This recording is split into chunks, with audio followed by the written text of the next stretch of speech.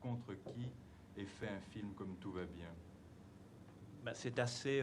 Il y a deux films assez récents qui se ressemblent, mais qui dans les méthodes et qui dans la fabrication diffèrent, qui me semblent intéressants. Ces deux films, l'un s'appelle Coup pour coup de Marine Karmitz, qu'il a fait avec des ouvrières d'Elbeuf, et un que j'ai fait avec Jean-Pierre Gorin qui s'appelle Tout va bien.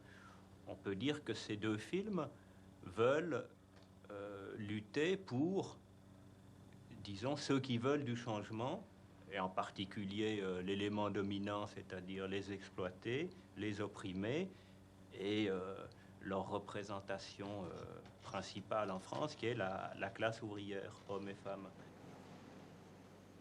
Coup pour coup va directement voir les ouvrières d'Elbeuf, par exemple, et fait un film avec elles. À mon avis, c'est mon avis personnel, il saute une étape, c'est-à-dire il pense qu'on peut directement écouter, parler, comme ça, ayant été privé de communication pendant longtemps, qu'on peut se mettre au service sans problème. Nous, on pense qu'il y a un problème et que ce problème, c'est le moyen même qu'on emploie, qui jusqu'à maintenant a été entre les mains des gens contre lesquels on lutte, et qui fait qu'on ne le, malgré notre meilleure volonté, on ne le domine pas bien, et que souvent on croit faire un film au service d'eux, et qu'on risque même de faire un film contre. On ne s'en rend pas bien compte. Alors à mon avis, si tu veux, Tout va bien, plutôt que d'aller que filmer simplement des filles ou des OS qui parlent ou de les mettre en scène, justement, dans ce mot même de mettre en scène, il y a tout un contenu parce qu'en France, qui met en scène la France, pour l'instant, à mon avis, c'est quand même Pompidou et Marcellin.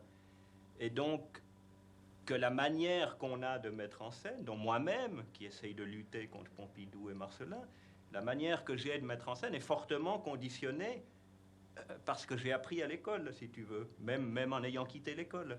Bon, alors donc, je dois trouver le moyen d'aller vers ces gens-là, et puis surtout de les laisser parler. Parce qu'il y a quelque chose de très frappant, c'est quand on interviewe des ouvriers, aussi bien dans un film d'un gauchiste comme Rocard récemment à la télévision, que dans un film d'un droitier réac comme Fontanet récemment à la télévision à armes égales, ces gens, ils n'ont que 15 secondes, ils n'ont jamais parlé de toute l'année. On leur laisse 15 secondes ou même 3 minutes pour parler. On leur dit, alors que pensez-vous de la grève? Alors que pensez-vous de votre sort? Mais qui peut répondre, ayant eu la bouche cousue, qui peut répondre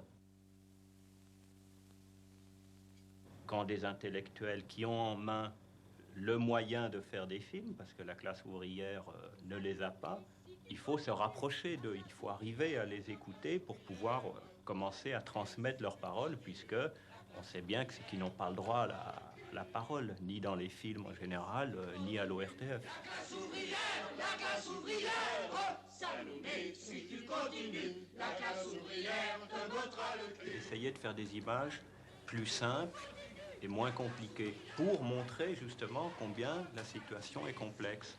C'est un film sur la France en 72, c'est de montrer à l'occasion d'une action violente dans une usine quelles sont les forces sociales en présence. Il y a 3 forces sociales en France en présence. Il y a le patronat, là, dans cette usine, il y a le syndicat, et il y a, appelons-les les gauchistes, ou appelons-les ceux qui les ras-le-bol, si tu veux. Bon, c'est de montrer dans un espace géographique 3 forces en présence, c'est-à-dire finalement de plus décrire des individus d'abord, mais d'écrire d'abord des masses et des rapports de masse, des rapports de force. Parce que c'est vrai que ce qui se passe en France est un rapport de force entre la CGT et le patronat, et qui a également une sorte de troisième force qu'on peut appeler les ras-le-bol. On nous accuse souvent, si tu veux, ah, vous voulez faire des films pour la classe ouvrière, mais les ouvriers, ils y pigent que pouic. Bon, alors je dis, c'est pas si simple de dire les choses comme ça. D'abord, il est normal, vu la manière dont c'est fait les films, que même un film de bonne volonté soit senti comme pas bien. Alors, je pense que notre effort à faire, c'est de ne pas faire des films au nom de. C'est en ce sens-là que je ferai, quelles que soient ses qualités, un reproche au film de Karmitz, ce n'est pas au nom d'eux, mais c'est parler d'abord en son propre nom.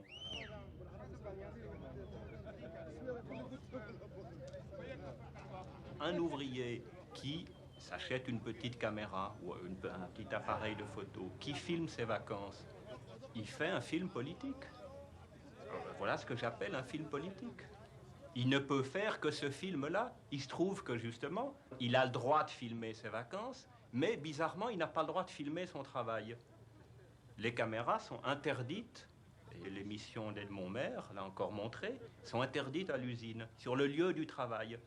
Nous, on prétend le sacro-saint droit au travail, si tu veux, qui est la tarte à la crème du patronat français. Moi, si je me pointe, moi, informateur, cinéaste, ayant le droit d'exercer mon travail de cinéaste, c'est-à-dire de filmer, je n'ai pas le droit d'aller presque nulle part. Pourquoi? Parce qu'on vit sous le régime de la propriété privée. Mais je n'ai même pas le droit d'aller dans les entreprises dites d'État. Je n'ai pas le droit de filmer dans le métro. Je n'ai pas le droit de filmer dans un musée. Je n'ai pas le droit de filmer dans une usine. Je n'ai pas le droit de filmer Orly. J'ai le droit de filmer quasiment dans aucun des endroits qui représentent le 80% de l'activité productrice des Français. Où est le droit au travail? Vous êtes en train d'enregistrer, là? L'exploiteur ne raconte jamais à l'exploité comment il l'exploite.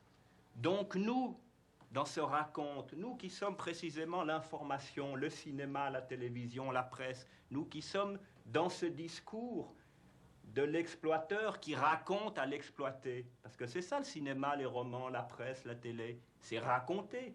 Nous qui sommes là-dedans, nous devons précisément raconter d'une autre manière, pour à la fin raconter autre chose.